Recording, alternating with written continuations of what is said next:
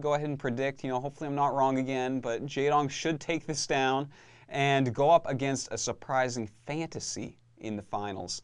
Fantasy against Beso. Now, this was a strange set because Beso has just been crushing everyone lately. He's been just playing out of his mind.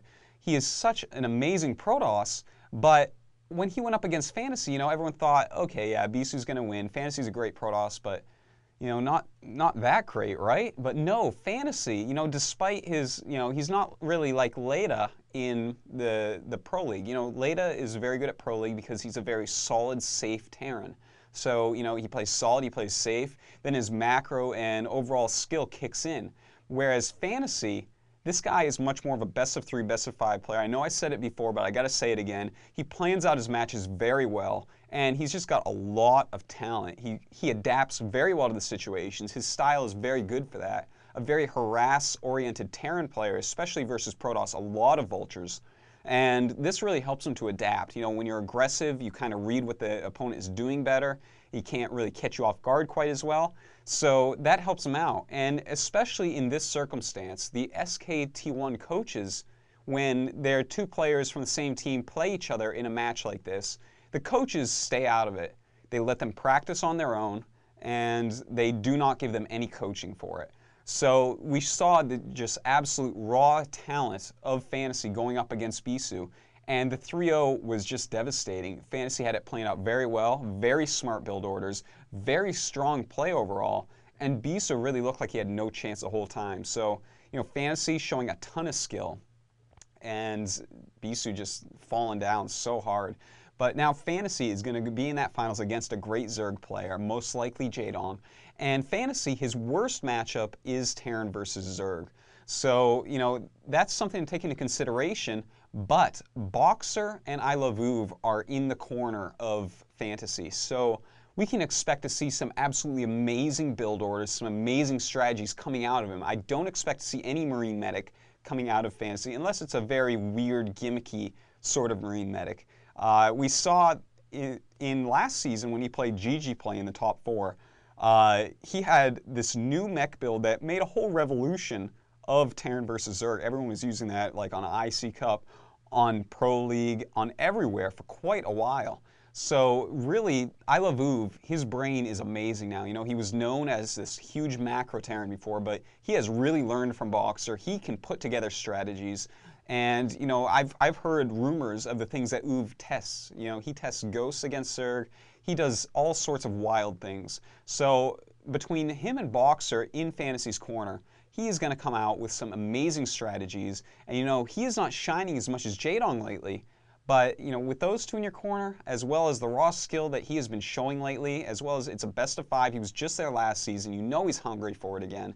I could see him beating Jaedong. I don't want to say necessarily he's going to win, but I don't think Jaedong is a sure bet for this finals. Fantasy is just too strong, too unpredictable here, especially with those two great Terran Masters behind him. I think this is going to be a brilliant series. This might be one of the best OSL finals of the past few years here. I just absolutely cannot wait for it. And it's funny to mention that Zhongbi got second in the MSL last season, came back to the finals this season. Fantasy got second OSL last season, came back to the finals this season. So these guys were very hungry, whereas the winners, not quite as hungry. So, that's showing really a lot more dedication from them. The winners slacking off just a little bit, or maybe people prepared for them more because no one remembers second place, but, well, I guess I do. But just kind of an interesting thing right there. And, well, other things have happened in Pro Game this week. We had Harry from KTF go over to STX.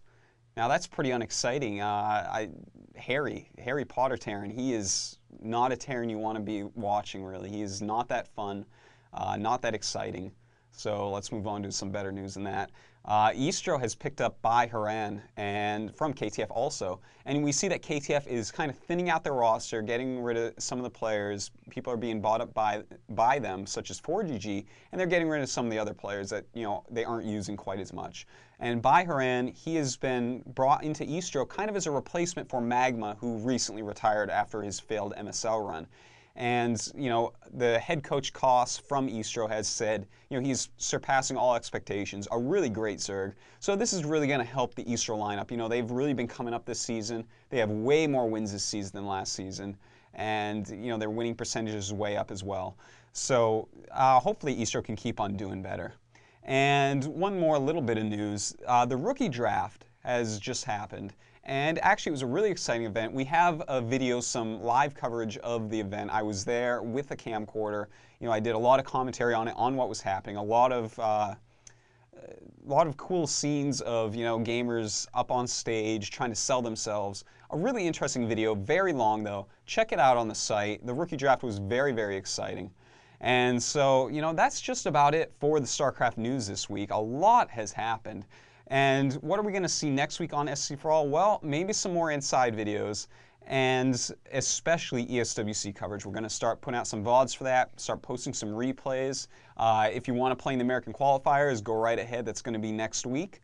And so, you know, that's just about it. Thank you for watching once again, and goodbye.